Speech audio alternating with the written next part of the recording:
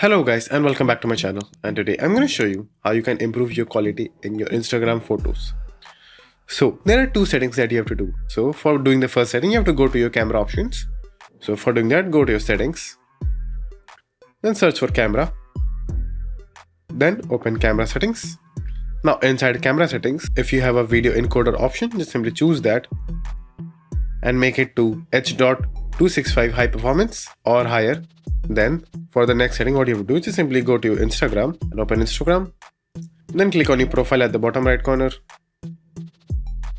Then click on the hamburger icon at the top right corner. Then click on settings. Then click on account.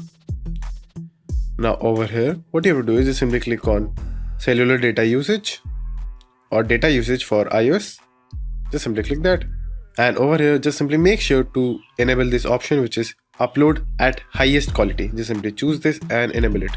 That will allow you to upload the highest quality image or video possible. So after that, just simply upload your image and it will be the highest quality. So that's it. And thank you for watching. And do like and subscribe to my channel. And take care.